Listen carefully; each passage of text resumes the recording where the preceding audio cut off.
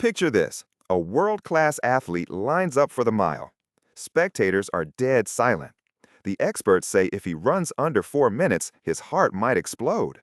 That was 1954. On May 6th, Roger Bannister stops the clock at 3:59.4.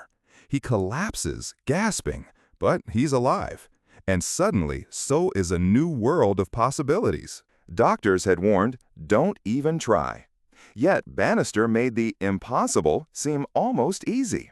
His record didn't just stand, it started a stampede. Within just 46 days, a second man shatters the barrier, John Landy, with a 3:57.9.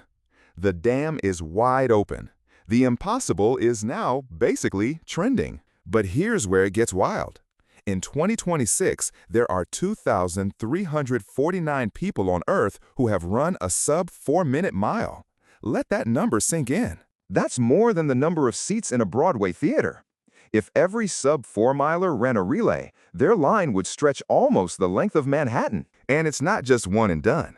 By 2026, the world has witnessed over 7,400 sub-4-minute mile performances. This isn't a one-time lightning strike. It's a thunderstorm. Picture 20 different mile races, every single day for a year, and every runner clocking under 4 minutes. That's our new normal. You'd think this came from superhumans. But get this, in 2025, 7 U.S. high school boys break 4 minutes, all within 1 year. Imagine 7 classmates all acing a test even the world's best failed for decades. That's what these high schoolers just did. One of them, Sam Ruth, just 15 years old, becomes the youngest ever to do it. A freshman outpacing Olympic legends before he can drive. Back in the day, only 4 humans ever had done it in the entire 1950s. Now it's a club for teenagers. The world ceiling keeps getting higher, but the mile keeps falling.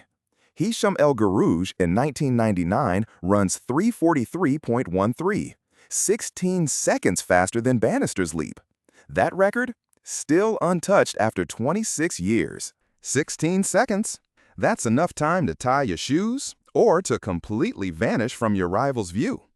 The gap between myths and reality gets wider every year. Some don't just break the barrier, they obliterate it over and over.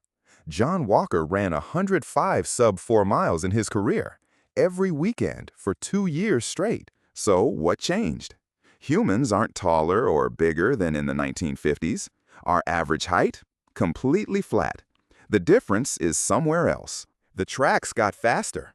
Ditching cinder for synthetic surfaces gave every runner a 2 to 3% boost.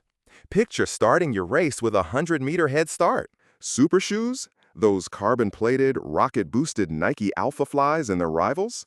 Another 4% advantage. Literally a tailwind built into your sneakers. But here's the secret. The real leap was psychological. Once Bannister proved survival, everyone wanted their shot. The ceiling cracked and the flood rushed in. It's not just the mile. Marathons, sprints, pole vault, every record is under siege.